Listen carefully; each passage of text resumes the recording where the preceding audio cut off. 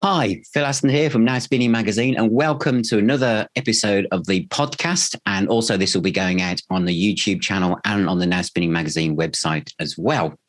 And I'm absolutely delighted to have as guests for this episode Simon Mayer and Hilary James, who are going to talk about their new album, When Summer Comes Again. Now, I have talked about this before on my channel by saying it reminds me of a wonderful English summer's day, sitting outside with a crisp, cold glass of white wine. And it's that kind of pastoral music that just sounds timeless and absolutely beautiful. So it's great to have both of you here with me today. And first of all, I think I'd like to start by, how did this album come together? Well, that's a very nice introduction. Thank you, Phil. And if we've conjured up visions of a nice summer's day with a glass of crisp white wine, then I think we've succeeded. And that's our dream at the moment. So, What do you have? It's very much a lockdown album. Suddenly our gig diary was empty, like it was for all musicians.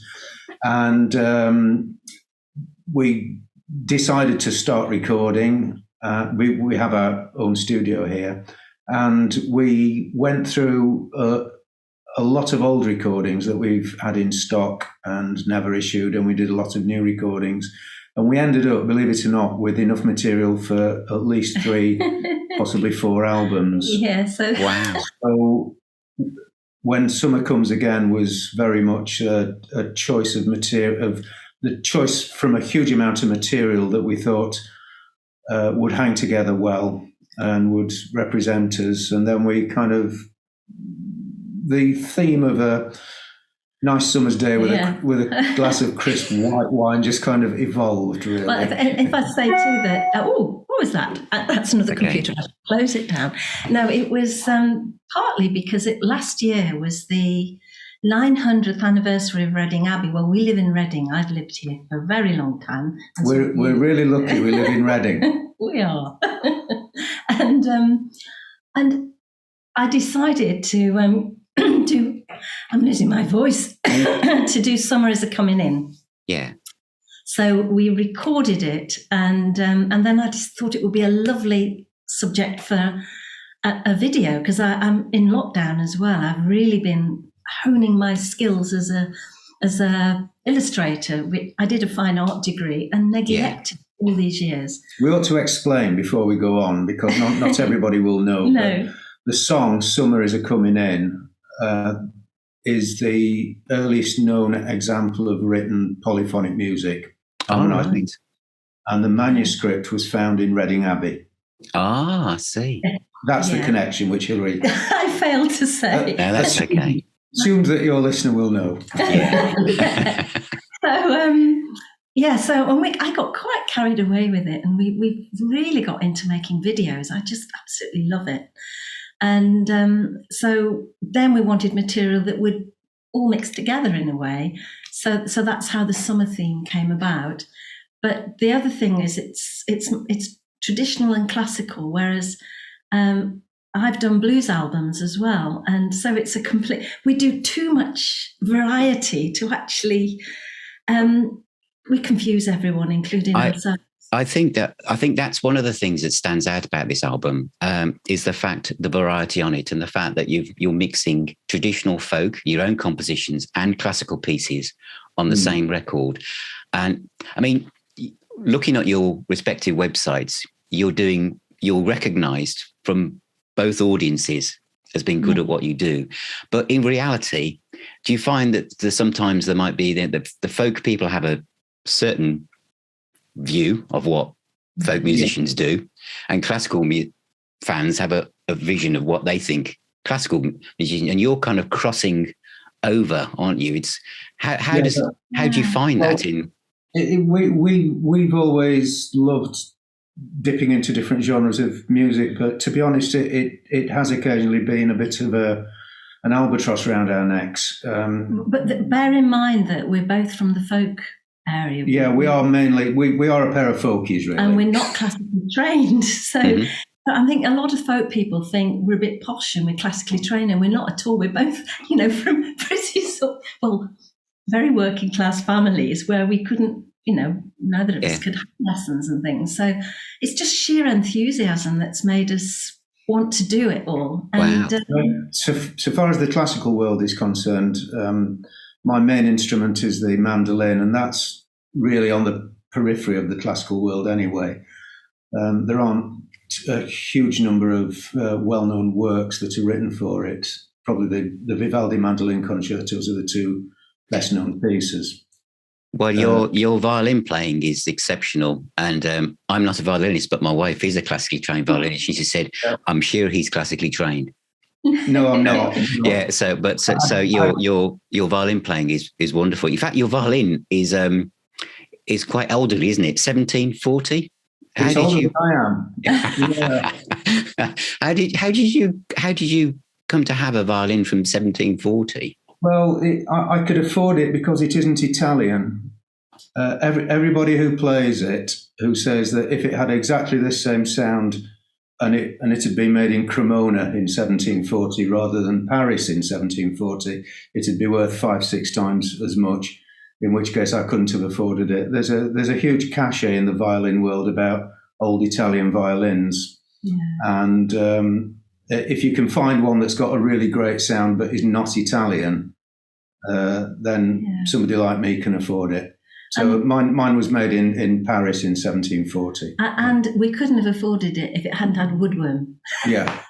So that brought its value down, but it's been so well repaired over the years. Interesting story. Before I actually got it from a dealer in Hexham in Northumberland, and there's a kind of unwritten rule in the violin world that if you're interested in buying a violin, they'll let you take it away for a couple of weeks if you pay some insurance on it and you can make sure that you really want it. Yeah. Well, while I had it for those 2 weeks, I took it into a dealer in London to get a valuation, you see.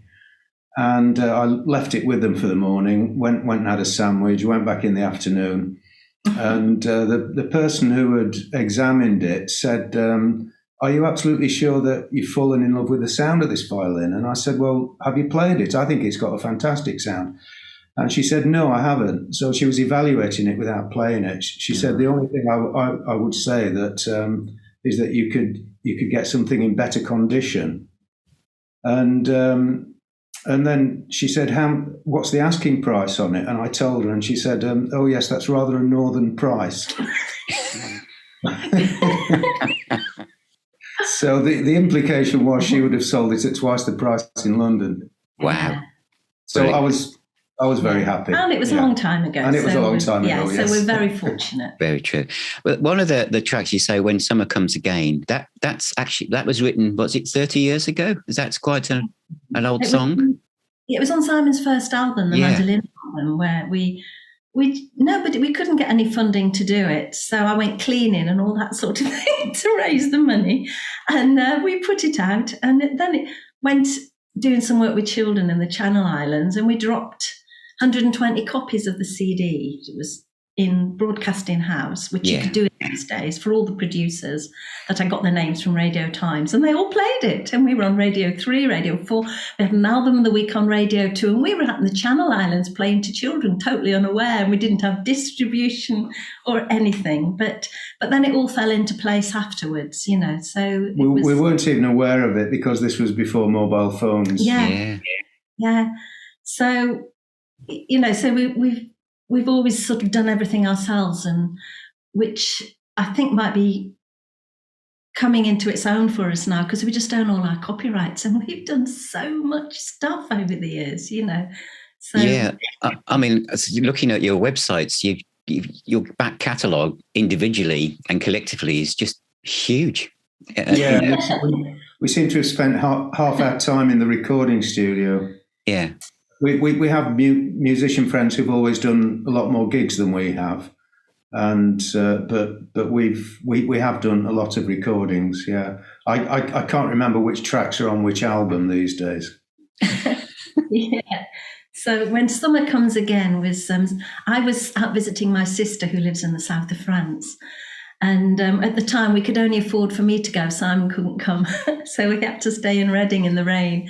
And when I got back, he'd written the tune. Oh, So I wow. put words to it. Yeah. So Oh, that's fantastic. that's how it came about. One of my favourite tracks off the album is the Buttermere Waltz. It's absolutely fantastic. What was the background towards that piece of music coming together? My teenage summers were spent hiking in the Lake District with a school friend. And I still get up to the Lake District whenever I can, but of course, living in Reading, we're a long way from it now. Yeah. But I do love to go hiking in the Lake District whenever I can, and that tune was written with memories of teenage summers in mind.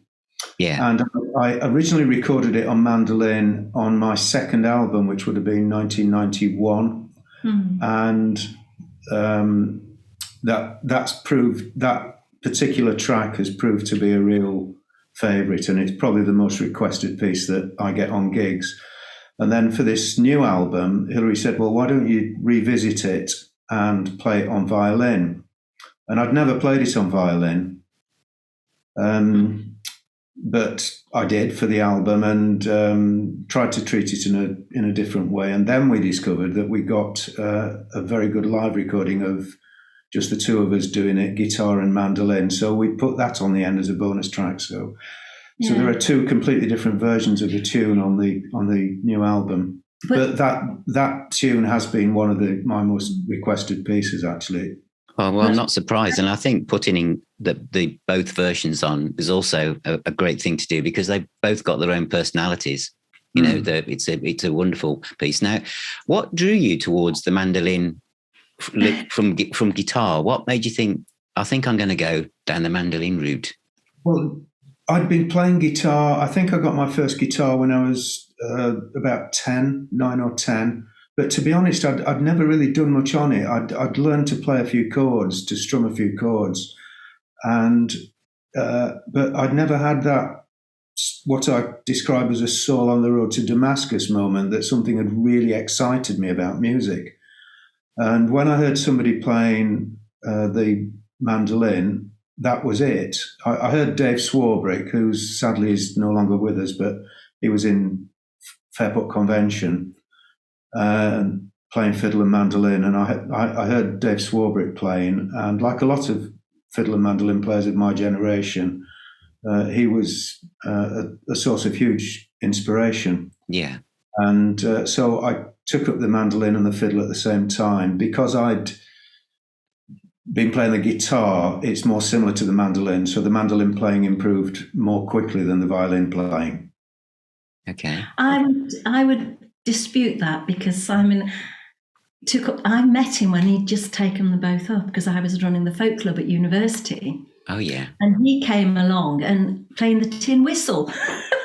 And I asked him to join my band on whistle, which I no longer play. A few weeks later, he turns up, I think it was the next week, with a fiddle and a mandolin. And when he played the fiddle, I said to my friend, how are we going to stop him from playing the fiddle? We're never going to let him do that, are we? He'd only been playing about 3 weeks. We didn't know that. Wow. It was about 3 months, I think. And anyway, we won a competition with him on the fiddle. He was mainly a fiddle player at that point. And then the mandolin as well. But he was better known as a fiddler in the first instance. Yeah. And then in the mid-'80s, I said, there's nobody doing the mandolin. There's nobody really playing the mandolin or known for it. So we contacted Mike Vanden. He got a Vanden mandolin. And Mike Vanden is a mandolin maker. A very highly respected one. And he offered to make a mandolin and a mandola and a mandocello. So that was where the idea of the first mandolin album came from, which I said, well, why don't we do an orchestral? So it was, Simon recreated all the parts of the orchestra, or the strings anyway, on those instruments. And just to explain for any of your listeners who don't understand, and there's no reason why they should, but the mandolin is tuned exactly the same as a violin. Oh, right. So all the left-hand fingering is exactly the same. The only difference is that you use a bow on a violin and a plectrum on a mandolin. And similarly, a mandola, which is the alto voice of the mandolin family, is tuned exactly the same as a viola. And a that's interesting. Yeah. A Mando cello is tuned exactly the same as a cello, as a violoncello. So you can take string quartet music, a lot of orchestral music, and if you're careful with your choice, you can transfer it to the mandolin family. It's easy to do. What you have to be aware of is textures. You know that all the notes are going to work, but is the texture of the original going to work? Yeah. A mandolin family rather than a violin family. The main difference is that on violin family instruments, you've got indefinite sustain.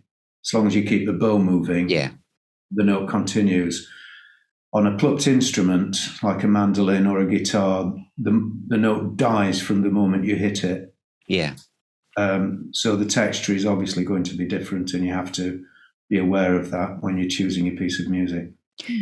So obviously, what you're saying, you picked mandolin because there wasn't that many people doing it. So Hilary, coming back to you now, because you have an interest in bass instruments, and somewhere along the line, you then decided to go for the Mando Bass to kind of to complete this picture of uniqueness. Well, what happened was that we put our first quartet together in 96, was it 95, 96? And Martin Alcock from Fairfield. Oh, yeah. Time joined us on Mando cello, and Chris Leslie as second mandolin. Chris Leslie wasn't in Fairport Convention then, but he is now. He was with the Album Band at the time, and that was our first quartet. And just before our first rehearsal, I was at the Folk Alliance in Portland, in Oregon, and somebody said to me there, "Do you know there's a Mando Bass in Hobgoblin?" Just near Gatwick, where I was about to land, a week later. Yeah. And we weren't in contact with each other because of phones and all the rest of it in those days. And Simon then met me at the airport, and somebody had rung him up and told him about it. And that's how I got the Mando Bass. I was on the double bass. I was going to be playing double bass. Wow. And we'd said, if only we could find a Mando Bass, and it fell into our laps. It was just one of those really fortuitous moments, really, and I've never looked back. I just love it. Yes, it's a very photogenic instrument, and it must have a very, very big case to put it in. It must be a feature in your house. Yeah, it has a hard case, but to be honest, if we carry it about in the hard case, you can't get much else in the car. No. My sister made a soft case for it. And which is very pretty. It's very pretty, but it does get a few knocks, but it means we can get other stuff in the car as well. Yeah. Fantastic. Now, the other thing I'd like to mention about your album that I think really sets it apart is the artwork, Hilary. The paintings are beautiful.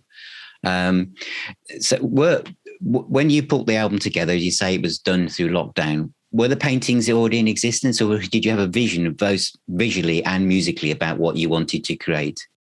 No, what happened was that the front cover is it's based on a painting in Reading Museum. Yeah. And then throughout the and then I got photographs of the Abbey, old photographs. And couldn't get access at the time because it was being restored. The ruins were being restored. So I was working from whatever I could get hold of, but that was for the cover and for the video that I did that accompanied it.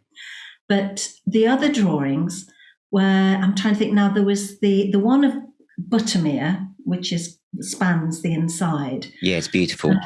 And that is from, went up there and took some photographs. So I worked that from a photograph, and everything is I do it all on iPad now, which I never thought. I dismissed computer art, but I'm now absolutely blown away by what you can do on an iPad. Yeah. And other ones in there were just sketches that were designed for the album. I did them with the album in mind. And just went through all our old photographs because I love taking photographs just to get ideas. Yeah. And then I just mess about with them, which you can do so easily on an iPad.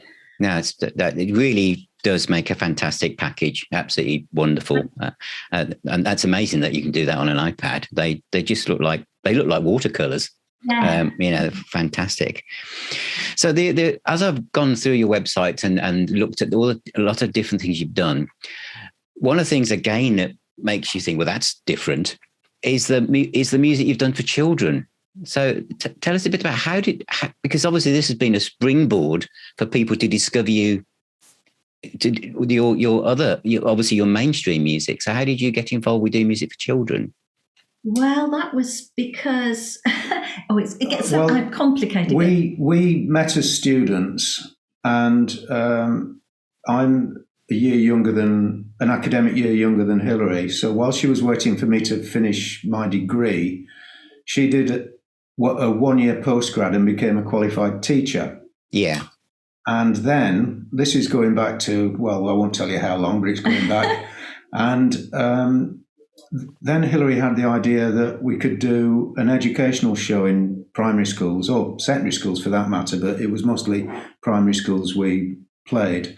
An educational show taking stringed instruments around, talking about the acoustics of how stringed instruments work. And then we wanted to do basically we couldn't find any songs to do with the children that we liked. So we started writing. It was Christmas, writing. Wasn't it?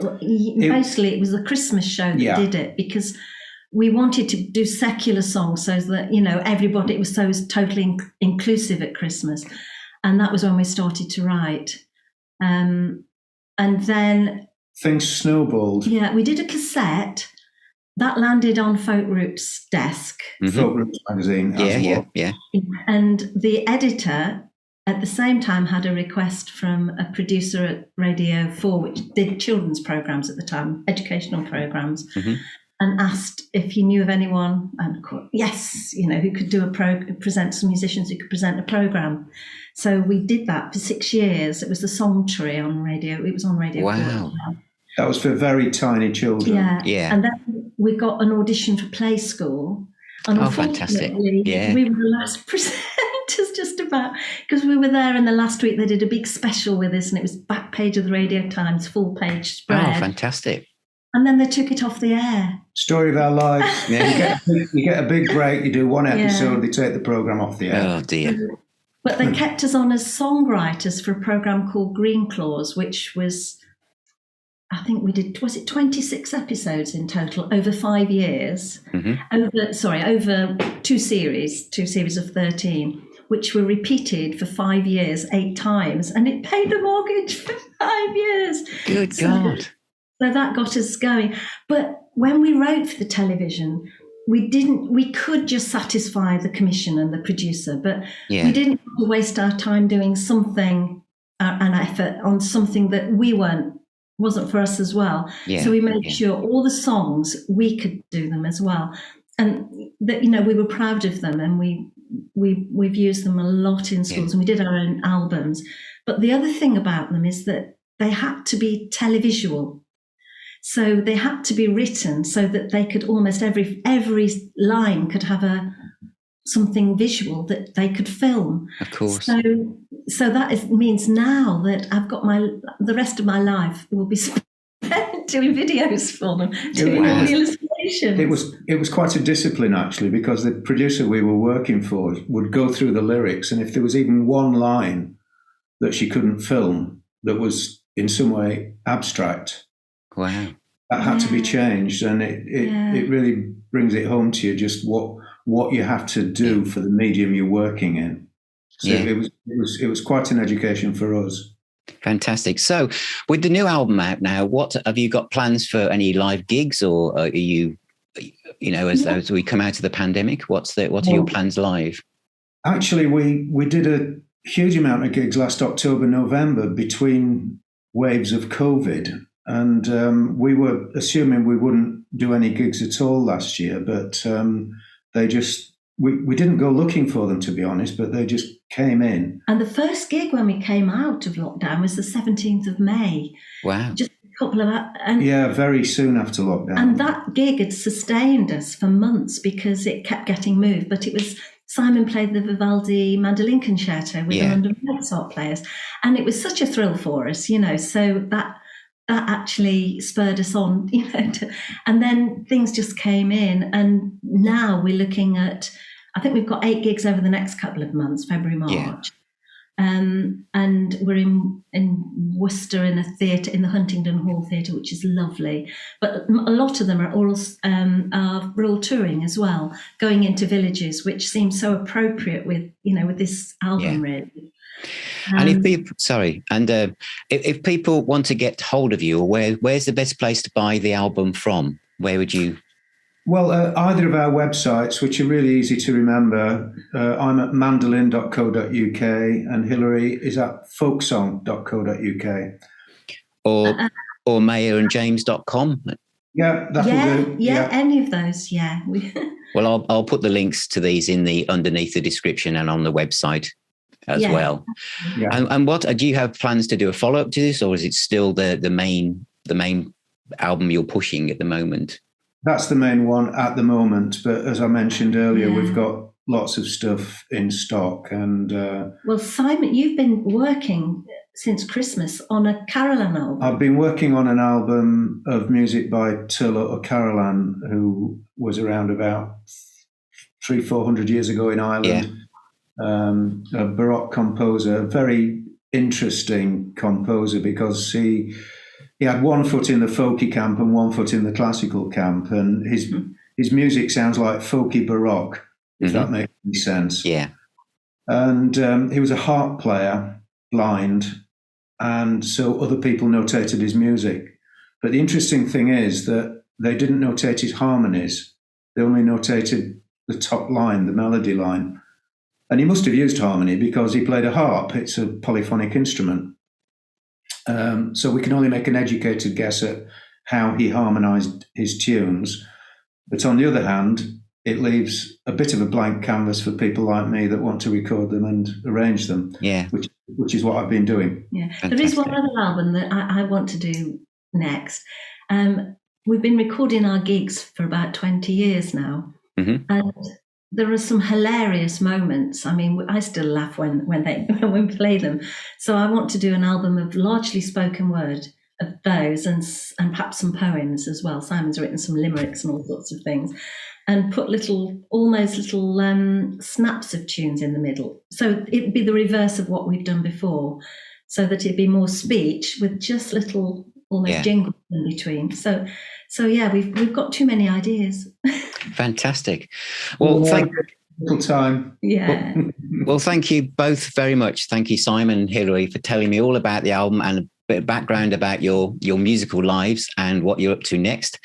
And I really wish you the best of luck with it. And for everyone who's listening and watching, all the details of how you can buy this album yourself, which I highly recommend, will be in the description tag. So thank you both so much for your time today. I really appreciate it. It's been lovely. Thank you. Thank you. So hopefully we'll see you again soon. Yeah. Thanks, Phil. Thanks ever so much. Thank you.